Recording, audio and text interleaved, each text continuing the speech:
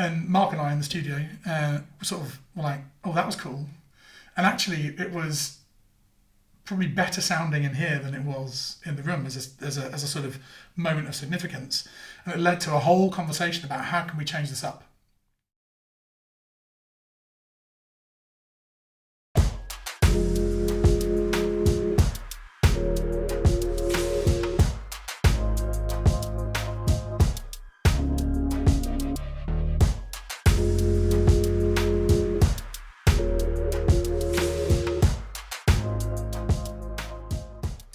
Hi everyone, welcome back to Greenroom.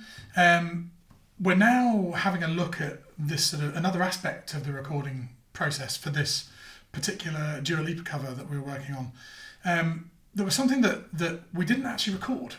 Sorry, we actually wish we had. And in fact, I've been involved in projects before, which are one of the, obviously we've got a number of different academic areas that we look at to do with recording, electronics, digital, all sorts of things we look at. But record production is a very established research area, and there's an awful lot of research about performance in the studio and recording in the studio, and the aspects of working with musicians, producers, engineers towards the goal of creating something. And really wanted to talk about that in this video. Just talk a bit about the sort of role of a producer in a session like this. So we came into this with the aim of recording a cover, and literally have there is a click track, but actually it's made to the album track on this particular occasion. So the album track is what we decided to record to.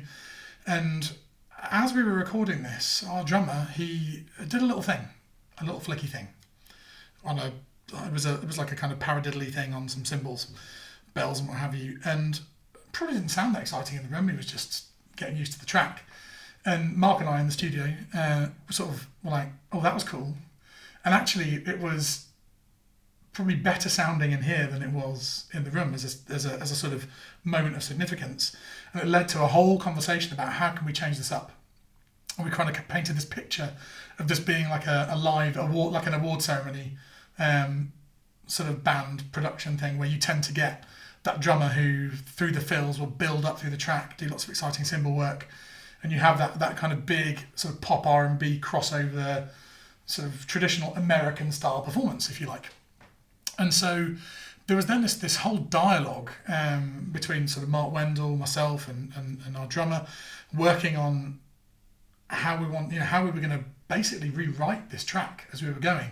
So take by take, it was actually about adding embellishments, and then not just about adding an embellishment, but then cementing that embellishment in to the point where it became learned and performable consistently, then ready to add the next bit. So it was a whole process of building this track up from the ground up, just really in the fills. The meat and potatoes of this track is pretty simple, straight up down the line, kick, snare, backbeat, pop sort of vibe thing.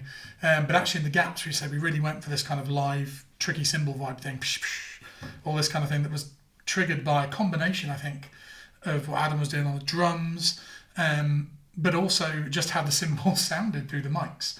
Really triggered this, and it was I wish we had a camera up, because I'd love you to see those interactions that happen in the studio and how you sort of, a drummer might, or a musician might try something that's amazing, but they're perhaps not confident in it, and how you as a producer create confidence around this being a positive thing for a track.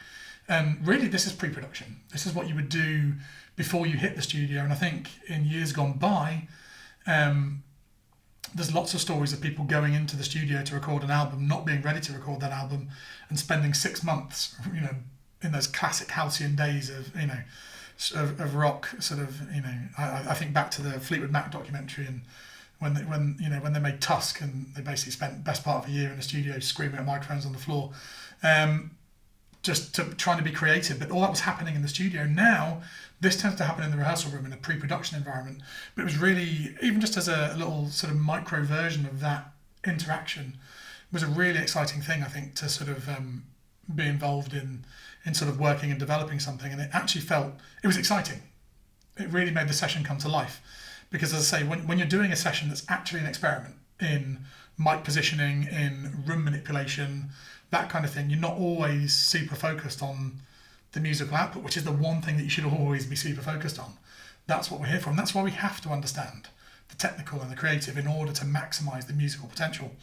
And in that moment, I think we spent quite a bit of time really working on it, honing it, and thinking about this. And it's something I encourage you to really reflect on is how you communicate with your artist, how you create that confidence.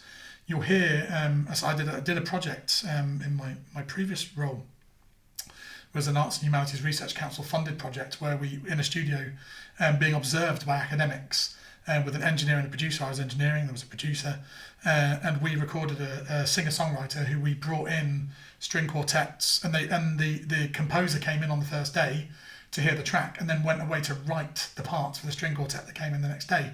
So it was a very constructed environment. It was studied by academics with flip charts. There's a really weird bit, the videos are public actually, there's a really weird bit in the mix session at the end where I'm talking to gear. I'm saying, I really want the kick drum to go fat, and I look at this Neve EQ and go, you're really going to do good things to this low end on this kick drum. I was really in conversation with it. So the cameras disappeared after a while, and it became a really interesting sort of study point. But that in itself shows that interaction of the tool between me as an engineer and this actor network, if you like, between me and my network tool that is the console, and then all of these interaction then happens with humans, and the production that happens either through the glass, and actually we constantly were not using the talkback and going in and talking. I don't know, it just felt more engaging, supportive. We wanted to show the excitement that we were feeling for the change that we were making to the track. And it felt like there was much more momentum by moving into the live room. And again, you'll see there's a studio down London way, the Church Studios. Great studio, but the console is in the middle of the live room. So the engineer is sat with headphones on, working with the artists in situ with the band. I love recording that way because that communication is instant. And the other thing that comes up, as I say, when you interview artists, and the same with the singer in this project we did, was this sense of they are giving out their world in this song, and if they can't perform if they don't trust. And actually, when you're in the studio and you're singing on your own, it's the weirdest thing because you're there pouring your heart out, a song that you've written, literally from the heart, and the only human contact you have is with somebody talking into one of these things on a pair of headphones. And if there isn't trust in that relationship, you're not going to get the performance you need. And also, you need to learn how to make the most of their anxieties or their positivities, the nature of the performance they're doing, when to take a break, when to push, when to compress their headphones then to make them push a little harder on the big note. All of these things, these are all techniques we can do to manipulate performance. But just to give you an idea of what we were looking at, just very briefly, I'm just going to look at the overheads. So I've just pulled up one pair of overheads here. We've just got the 147s, I think, up as overheads. And really it was in the fills where there is nothing in the track. And we decided to add a little bit.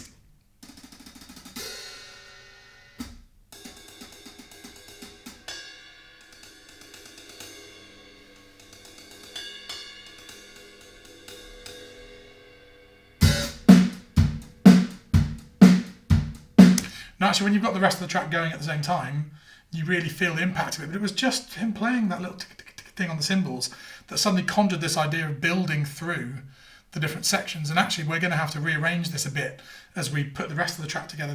In the studio version, the bass actually drops out at one section when actually is right after the biggest fill.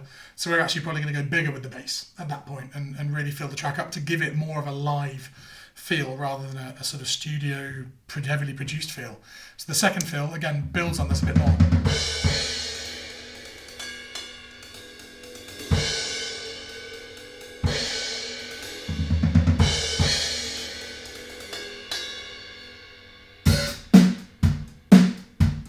And again, we're hearing the accenting on the kick drum, but only in very specific points, which match perfectly the ba-ba, bum that's in the rest of the production. So it really sits together and creates that accent, but without going too heavy, because we don't want to sort of hit our maximum point before we are ready for it in the actual production itself. Although controversially, as I say in the original one, the production kind of calms in the last section and the bass drops. Our version, when we add more to it, will develop further, and you can do whatever you like to this session. Chop it up, edit it, replace it, anything you like.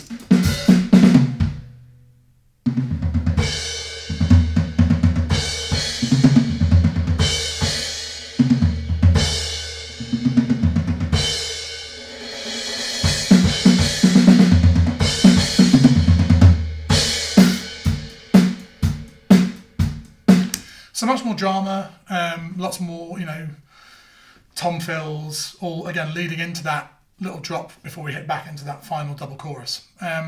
So yeah, just little things really that end up making a huge difference. And I think worthy of note, we'll come back to the overheads in a moment, but just how powerful snare and toms felt in that, and that was just the overheads, nothing else. So interesting technique. Brilliant. So we're going to wrap it up there. We'll do a bit of a deep dive next on the overhead choices in terms of the different microphones all in the same position. We've got 3 different pairs that we're going to have a look at.